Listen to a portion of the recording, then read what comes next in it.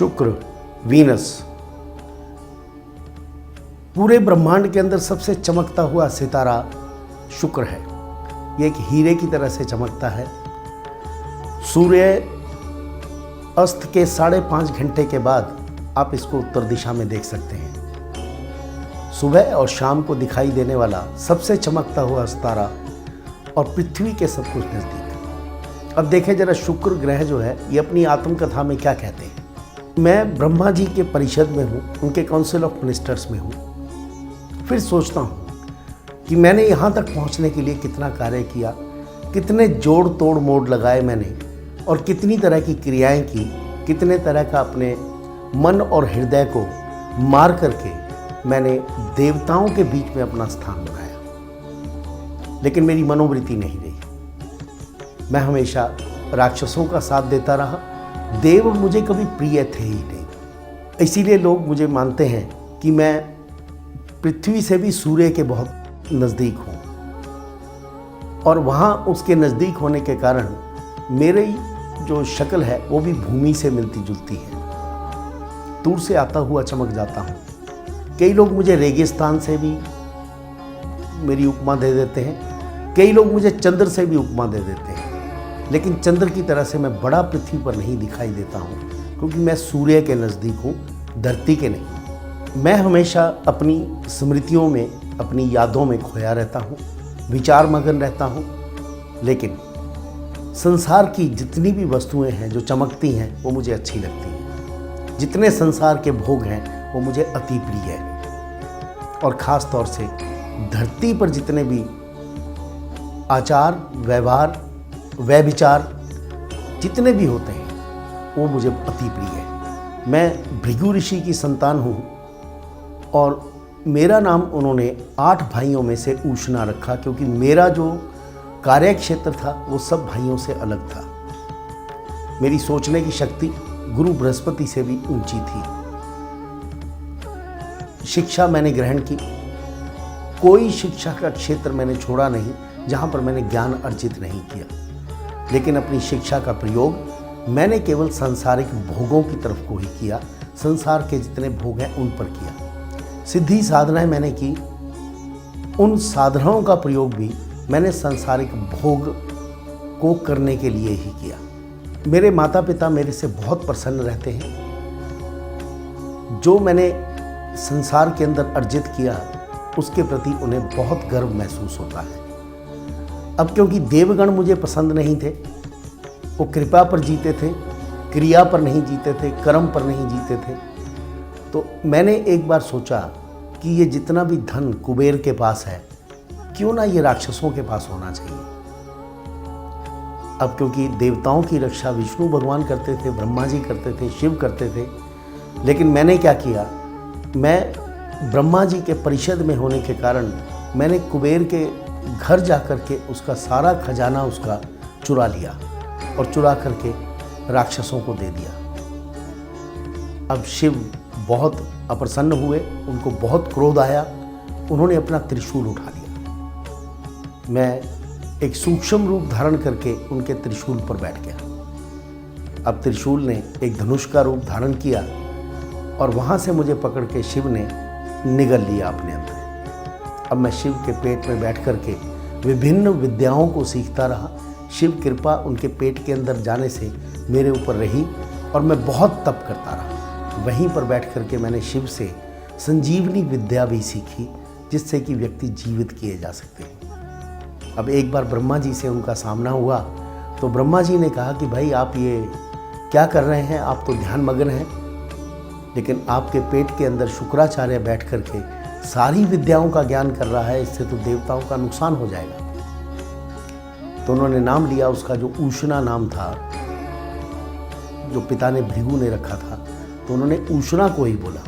अब शिव अपनी तपस्या से मेरे को अपने पेट के अंदर तपाने लगे, और मैंने उनको प्रार्थना की कि कृपा करके मुझे बाहर निकलने का रास्ता बताइए। अब शिव ने अपने सारे द्वार बंद कर लिए, और मैं बाहर नहीं निकल पाया। उन्होंने कहा कि मेरे शिशन से वापस आओ, मेरे लिंग से बाहर निकलो आप। जब मैं उनके लिंग से बाहर निकला तो मेरा नाम शुक्र रखा गया, शुक्राणु जिसको बोलते हैं, जिससे संतति पैदा होती है, उसी से ये शुक्राचार्य मेरा नाम पड़ा।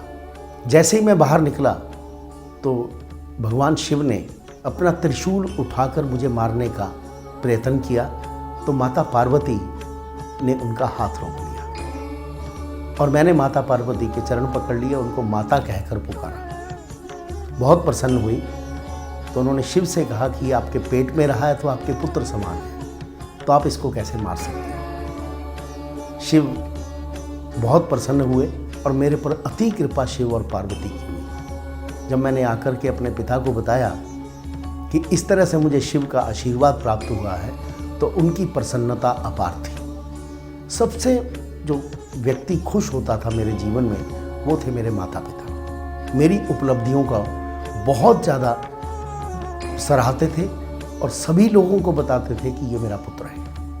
पिता मेरे को देख करके इतने प्रसन्न हुए कि वो अपनी भक्ति में लीन हो गए। जब वो भक्ति में लीन हुए तो मैं संसार के अंदर विचरना शुरू कर दिया।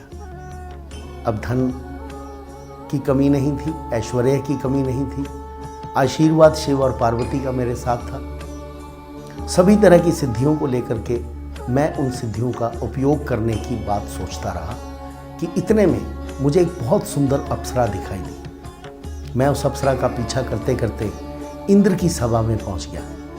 जब इंद्र की सभा में पहुंचा तो मुझे बहुत आदर सम्मान मिला वहाँ पर, लेकिन मैं उस अप्सरा को खोजता रहा। मेरे पिता अभी भी भक्ति में लीन थे, तो मैं उन अप्सराओं के साथ भोग करता रहा।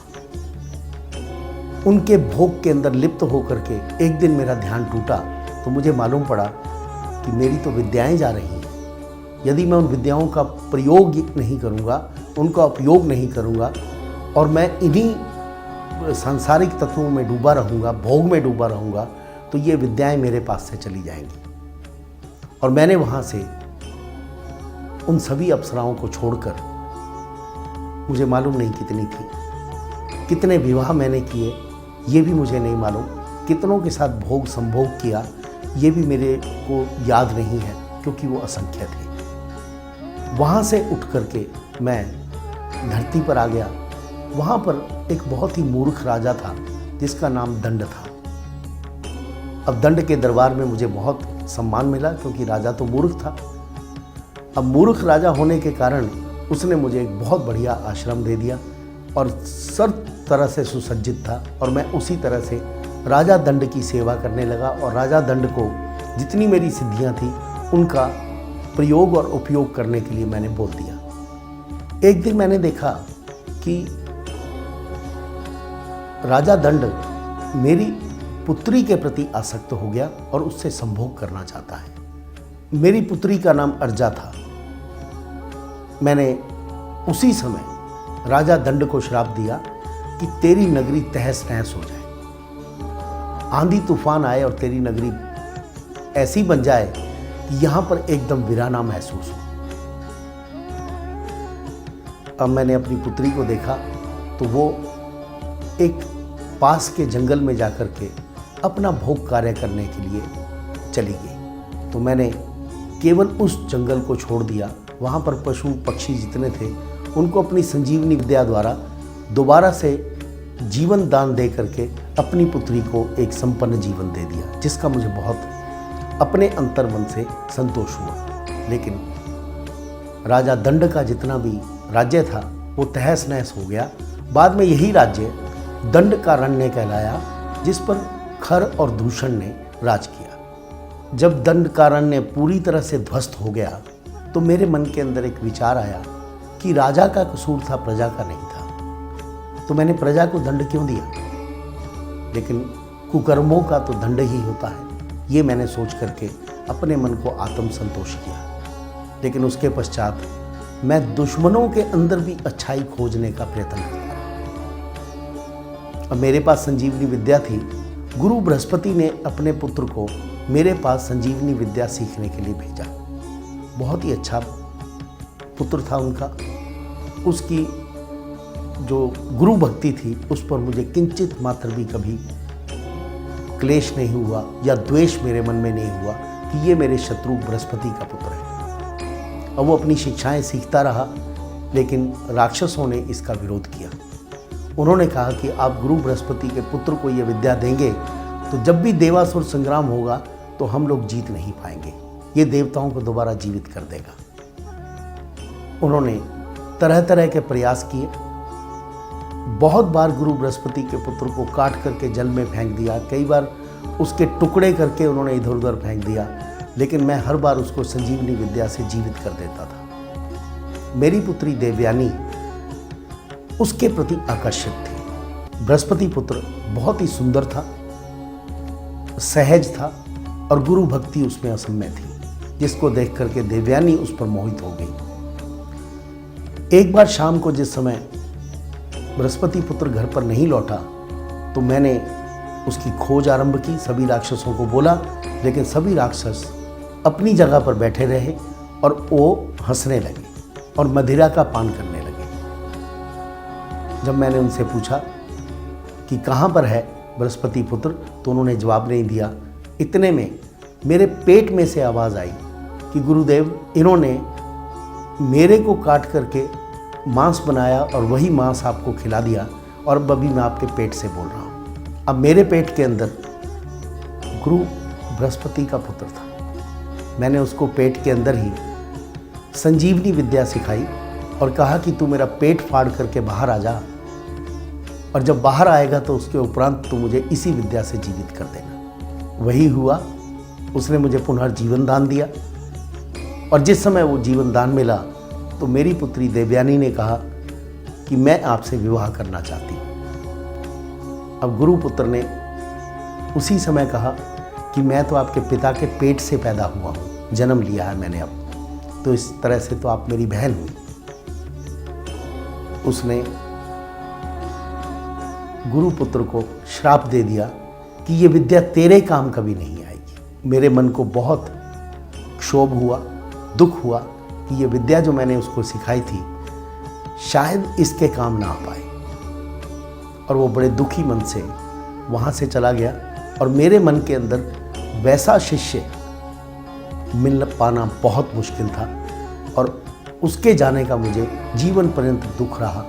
कभी ये नहीं सोचा कि वो दुश्मन का बेटा है और जाकर के दुश्मन को ये विद्या सिखाएगा और वही विद्या से राक्षसों को हराया भी जा सकता है। ये ग्लानि मुझे कभी महसूस नहीं हुई, परंतु बाद में मैंने सोचा कि मैंने अपनी पुत्री देवयानी के साथ तो अन्याय किया है, उसके प्रेम में बाधा पहुंचाई है, मुझे आग्रह करना चाहिए था। और एक बार मेरे मन में ये भी आया कि असुरों का सोचना शायद ठीक था। मैंने उनकी बात को माना नहीं, लेकिन असुर अपनी जगह ठीक थे, ये मेरे मन में विचार बार बार आया। मुझे अतीत की एक और घटना याद आती है, जिस समय सभी देवतागण शिव के दर्शन को चले। सभी देवताओं ने जाकर के सोचा कि शिव भक्ति की जाए और शिव जी के दर्शन किए जाए। शिव उस समय अपनी मस्ती में थे, उन्होंने बहुत भयानक रूप धारण किया हुआ था। देवगण जब थे वो शिव को नहीं पहचान पाए और इंद्र ने अपने इंद्र के अस्त्र से उनके कंठ पर वार कर दिया। अब शिव क्रोधित हो गए और उनके क्रोध से जल के अंदर एक बच्चा पैदा हो गया जिसका नाम जलंधर था, और उस बच्चे को ब्रह्मा जी ने गोद में ले लिया कि जैसे वो उनका पुत्र हो। और वहाँ पर ब्रह्मा जी ने उसको वरदान दे दिया कि आपके पास सभी विद्याएं हैं, आप विश्व पर राज करें। अब वो जलंधर क्योंकि देवताओं से रुष्ट था और सभी विद्याओं का ज्ञाता था, उसने जाकर के राक्षसों को अपना मित्र बना लिया और राक्षसों का सरदार भी बन गया और पूरे तीनों लोकों पर राज करने के लिए उसने देवासुर संग्राम छेड़ दिया। और एक वरदान उन्होंने शिव से मांग लिया कि सभी देवतागण, लक्ष्मी जो उनकी बहन थी जलंधर की, उसके सहित आकर के उनके महल में रहे। इसके कारण देवताओं की शक्ति और भी क्षीण हो गई। मैं राक्षसों को संजीवनी विद्या से जीवित करता रहा और उधर गुरु बृहस्पति भी द्रोणागिरी से लाई हुई औषधियों से देवताओं को जीवन दान दे करके इस युद्ध को आगे बढ़ाते रहे। बृहस्पति पुत्र कच्छ ने संजीवनी विद्या अपने पिता को सिखा दी क्यों, उसके काम तो आने नहीं थी। उसके पश्चात भी मेरा कच्छ के प्रति कभी प्रेम कम नहीं हुआ और हमेशा मेरी आंख से उनके लिए आंसू ही टपकते रहे। दुश्मन के अंदर की अच्छाई को देखना और उस अच्छाई को सराहना और दुश्मन से प्रेम करना जो मेरे प्रति पूर्ण रूप से समर्पित हो, मेरे मन में उसके बारे में किंचित मात्र भी क्लेश नहीं होता। एक घटना मुझे बहुत याद आती है जिसके बिना मेरी जीवन कथा समाप्त नहीं होगी। मेरे एक आंख है। ये उस समय की बात है जिस समय राजा बलि तीनों लोगों पर राज कर रहे थे और विष्णु भगवान ने वामन रूप लिया। जब वो वहाँ पर दान मांगने के लिए उनके पास आए तो मैंने उनको पहचान लिया। अब दान देते समय जिस समय वो जल अपने हाथ पर रखने लगे कि आप जो मांगेंगे मैं दूंगा, तो मैं उस लोटे की नलकी के अंदर जाकर के छुप गया कि जल बाहर नहीं निकले। अब विष्णु भगवान ने देख लिया, उन्होंने एक तिनके से उस अवरोध को हटाने का प्रयत्न किया जिसके एवज में मेरी एक आंख चली गई। यूँ तो मेरा जीवन बहुत सुखमय बीता, भोग विलास में बीता, आत्मदर्शन में भी बीता, शिक्षा देने में भी बीता, लेकिन मैं हमेशा एक सुखमय जीवन ही जीता रहा। मैंने कभी जंगलों में जाकर तपस्या नहीं की, हमेशा ऐश आराम, राक्षसों के जितने महल होते थे वहाँ मेरा आना जाना, और उन्होंने मुझे जो आश्रम दिए वो आश्रम भी महलों जैसे आश्रम होते थे। किसी विषय की कमी, ना मदिरा की कमी, ना मांस की कमी, ना किसी और चीज़ की कमी, ना अप्सराओं की कमी मुझे खली। परंतु एक मेरे जीवन में बहुत अच्छी बात हुई कि मुझे देवयानी जैसी पुत्री मिली। पुत्रियों से मुझे बहुत मोह रहा है। पुत्र की कभी कामना मैंने की नहीं जीवन में। कामुकता, वासना, धन, वैभव, इन चीज़ों के प्रति कभी मेरा मन भरा ही नहीं। हमेशा और चाहता था कि और आना चाहिए, और उसके साथ साथ मेरा मन ये भी करता था कि जितना मैं ज्ञान अर्जित कर सकूं ताकि मैं राक्षसों की मदद कर सकूं, वह भी वृत्ति मेरे मन के अंदर की गई नहीं। अब देखिए, शुक्र ग्रह ने अपनी आत्मकथा आपसे कही। अब शुक्र ग्रह बृहस्पति ग्रह से बहुत अलग है। ये भी गुरु है, वो भी गुरु है, दोनों जुपिटर है। यदि शुक्र भी कहीं केंद्र त्रिकोण में कुंडली के अंदर बैठा हो तो गुरु से ज़्यादा सांसारिक चीज़ों को देता है। संसार के जितने भी भोग विलास, बढ़िया चीज़ें, 5 स्टार होटल्स, या ये मान लीजिए कि जितनी ऐश्वर्य की चीज़ें, आप अच्छे कपड़े पहनते हैं, अच्छे गहने पहनते हैं, ये सब शुक्र की कृपा से आपको मिलते हैं। भोग विलास में डूबना, शुक्र यदि अपनी जगह पर बैठा हो तो ये एक कारतत्व इसका होता है। दुनिया की जितनी फिल्म इंडस्ट्री है, टेलीविज़न है, एंटरटेनमेंट इंडस्ट्री है, जब तक किसी की कुंडली में शुक्र अपनी अच्छी अवस्था में नहीं बैठा हो तो वहाँ पर नहीं भेजता है। अगर किसी व्यक्ति का शुक्र अच्छी अवस्था में कुंडली के अंदर बैठा हो तो झोंपड़े को भी महल बना देता है, और यदि शुक्र अच्छा नहीं है तो महल में रहने वाला व्यक्ति भी झोंपड़े का सा जीवन ही व्यतीत करता है। मान्य होते हैं व्यक्ति, बहुत ज़्यादा इज्जत होती है इनकी, भोग विलास में भी रहते हैं, लेकिन इनका जो क्रिया क्षेत्र, कार्य क्षेत्र है वो बहुत ही वाइड होता है। बड़े बड़े व्यापारी, फिल्म इंडस्ट्री के बड़े एक्टर या डायरेक्टर, प्रोड्यूसर जितने भी हैं वो शुक्र के ही कारतत्व हैं। जीवन दान देना शुक्र का एक कारतत्व है। मेडिसिन, मेडिकल साइंस, आयुर्वेद, शल्य चिकित्सा मीन्स ऑपरेशंस, ये सब शुक्र के कारतत्व।